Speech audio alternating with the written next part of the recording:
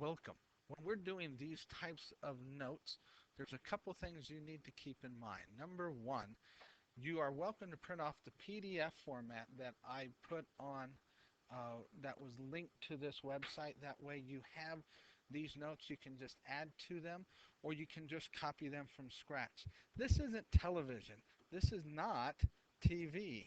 This is homework. This is a lesson. This is a video to help you understand mathematics. So as you do this, you need to be taking notes. You need to be paying attention to what is happening on the screen and shut off every other thing. If you want a little music in the background, music is okay. But other things like your brother yelling at you, your parents saying, go do your homework, those are the type of things you want to get away from. So here we go. We're going to start talking in our textbook. This is chapter 1, section 4. We're rewriting common formulas. These are formulas we've seen before, but instead of solving for y or solving for x, we want to solve for a variable that's in these formulas. So here we're going to solve for w. To get w by itself, I need to get rid of the 2l. So I'm going to subtract 2l from both sides. At any time, if you're not sure what I'm doing, pause so that you can go and get a soda water or something like that if you really need. But you do need to realize that we are doing mathematics here. So p minus 2l is equal to, these 2l's cancel, that's equal to 2w. At this point, I can go ahead and divide both sides by 2 to get w by itself. Depending on what work you're doing, I could leave it as p minus 2l divided by 2. But there are sometimes I have to simplify it more. And so I can break up this fraction bar over the p and over the 2l. And so I get p over 2 minus l is equal to w. That is the most simplistic I can make this. So that definitely is an answer. And depending on the work, this also could be your answer. So that is our first slide. Moving on to the second slide.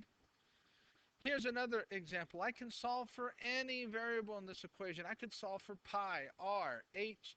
It's already solved for v. This is asking us to solve for v. So the first thing that I want to do is multiply both sides by 3 to get it out of the denominator. So you end up with 3v is equal to pi r squared h. I want to get h by itself. The r squared is being multiplied, so I'm going to divide by pi r squared. I could do them separately, but I can actually divide both of them at the same time. So then I end up with my pi r squares cancel. So 3v divided by pi r squared is equal to my height. Why is something like this important? Well, if I have a sphere, excuse me, if I have a cylinder, and I want to figure out the height when I have the volume and the radius, I could solve for the height by using this formula and then just plug in my volume and my radius to find the height. It makes things a little easier when I do these problems. Excuse me, people are walking in and out as we speak. That's what all the creaking in the background is. Hey, everybody, say hi. Okay, Brandy, say hi. There you go. Here we go. Next example. That is the example I was on. Example 3, same thing, but I want to solve for r. I have the volume, I have the height, but now I need the radius. So I'm going to start this the exact same way by getting rid of the 3. I'm going to multiply both sides by 3. So 3v is equal to pi r squared h. Now I want to get the r squared by itself because I eventually want to get the r by itself. So I'm going to divide by pi h to both sides. The pi's cancel. The h's cancel. I end up with 3v divided by pi h is equal to r squared. But I'm not done at this point because this is r squared, not r. So to get r by itself, I have to square root both sides. So my final answer is the square root of 3v over pi h is equal to r. Now, some of you from your Algebra 1 remember that when I take a square root, it could be positive or negative. But here's the thing. I'm talking about a radius. So the radius always has to be positive. So when I take the square root, I'm only going to have one answer. So let's try a third example. I've done three examples. Let's try a fourth example. Here, this is just a different problem, and I'm going to get c by itself. It's the same idea. I want to use algebra to solve for the other variable. So Fahrenheit is equal to 9/5 times Celsius plus 32 degrees. That's how I find Fahrenheit if I have Celsius degrees. But what if I have Fahrenheit degrees and I want to find Celsius? Let's solve for c. So I'm going to subtract 32 from both sides. Fahrenheit minus 32 is equal to 9/5 times Celsius. Well, I'm closer to getting Celsius by itself, but the next thing that I need to do is to get rid of this 9/5. So, I don't want to do that. Let's undo that. So, to get rid of that 9/5, I have to multiply by the reciprocal 5/9. What I do to one side, I want to do to the other. And that puts this in parentheses. Over here, my 5's cancel, my 9's cancel, leaving Celsius. On my left, I have 5/9 times Fahrenheit minus 32. That's a good answer, and that can be my final answer depending on how I want to solve it, how I want to use it. I could break it down more, distribute the 5 in, and get 5f minus 140, if I did that right, over 9 is equal to c. I could then divide by this 9 here if I really wanted to. I could go further if I like, but solving for c here in black is really solving for c. So at this point, we've done 4 examples of rewriting common formulas. And these are formulas you've seen before. This one here I didn't talk about. This is perimeter of a rectangle is twice the length plus twice the width. What else do we need to cover? The other thing we started in class, we're going to go ahead and talk about it a little more, is conversions. In your work that we do in class, I'm going to give you this little box of easy conversions that we have here.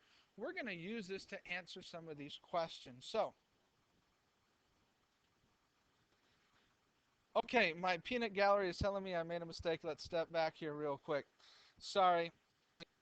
32 times 5 is not 140, it's 160. I went the other direction. So it's 5f minus 160 divided by 9. Yes, I make mistakes. Yeah. Thank you, Deanna. Appreciate it. Yes, she won't say anything. That's the type of person she is. She'll correct me when the video is off, but she won't say anything during the video. So here we go. Conversion problems. If you run a 10-kilometer race in 58 minutes, what was your speed in miles per hour? I started this in class, and I wanted to go more in depth. I want to start with 10 kilometers in 58 minutes. I'm going to scoot this down to make sure that I have enough space. My goal is not to have kilometers per hour, kilometers per minute, but I want to end up in miles per hour. I always like to put a lot of space. Is that too much space? It might be. But I want to figure out what those miles per hour are. So what I'm going to do at this point is I'm going to convert.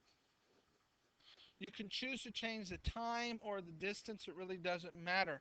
But the first thing I know is I want to change minutes. Excuse me one second.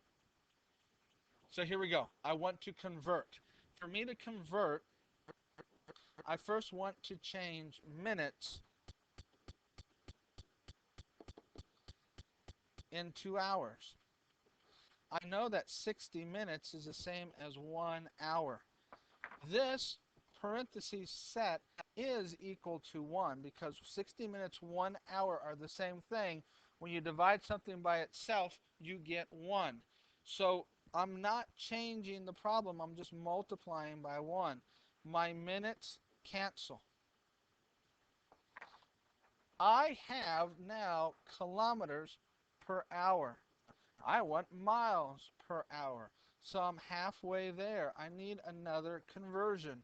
I look over here and I see that 1 kilometer is 0.6214 miles. So I want to cancel out my kilometers. So I'm going to put 1 kilometer in the denominator and 0.6214 miles. Make a little more space for that. 6.214 miles in my numerator. Again, the way that I did earlier, these two are set up here to be equal. So this here is the number 1. When you multiply by 1, you're not changing anything. So here, my kilometers, 10 kilometers there and 1 kilometer here, the measurement cancels. So I'm now going to end up with my answer, which is in miles per hour, which is what I'm looking for, miles per hour. So at this point, I pull out my handy-dandy calculator. And there are a couple different ways that I can do this problem. The way that I saw that I like the most is I'm going to write each of these fractions, 1, 2, 3, in my calculator. So when I bring up my calculator, my first fraction is 10 divided by 58. 60 divided by 1, I'm going to multiply by 60. I know dividing by 1 doesn't change anything. I could divide by 1, but I'm going to choose not to because I know that doesn't change my problem. That's your choice if you want to put there in or not. I'm going to multiply by 0.6214. Again, I can divide by the 1 if I want, but it doesn't change anything. I can then hit enter, and it gives me my miles per hour. So I have 6.43 miles per hour that I can run if I ran 10 kilometers in 58 minutes. That's how one of these conversion problems work. Pause for station identification. So that was example 1 of conversions. Let's go ahead and try another.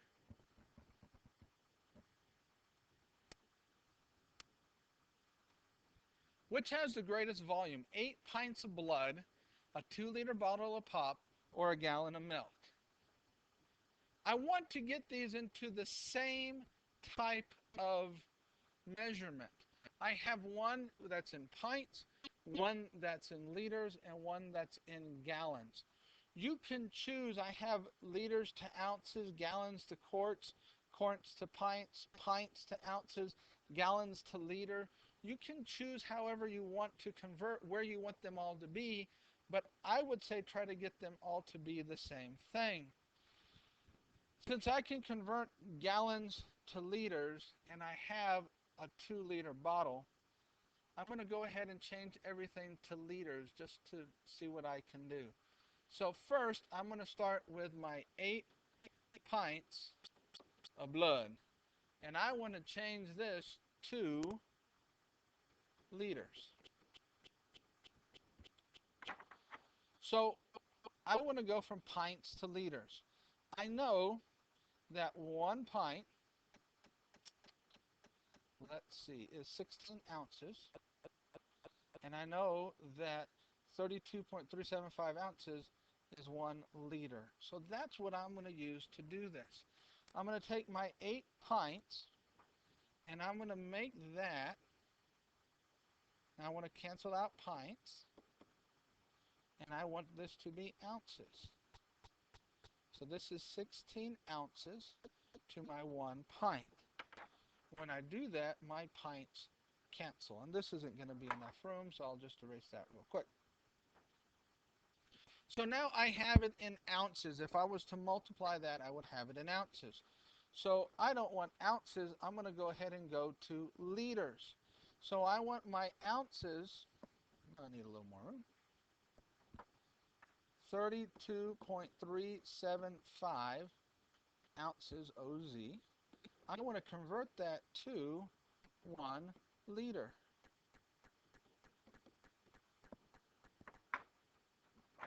Again, my ounces, oh, let's not use green. My ounces cancel. And my final answer is going to be in liters because that's the only measurement I have left. So I'm going to have 8 times 16 divided by 32.375, and that's going to give me liters. So I pull up my handy dandy calculator. I come over here. I go 8 times 16 divide by 32.375, and I get 3.95 liters, rounded to 2 decimal places. So that's the number of liters of blood.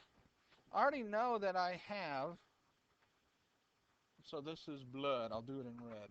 Blood. So then I know I have 2 liters of pop. So I know that there's more blood than there is pop already. So now what I want to do is gallons. I have a gallon of milk. So I want to change gallon to liters. I know that 1 gallon is 3.875 liters. So I know that 1 gallon of milk is 3.875 liters. That conversion is right there. I don't have to do anything with that. So 8 pints, 2 liters, 1 gallon. Which is the most? It looks like it's the 8 pints of blood is the most between those 3 of those if I do those conversions. And this is how, here in the middle, is how the conversions work. We need to make sure we can do that. So I've done 2 conversions, 1 more conversion problem. Okay, I lied.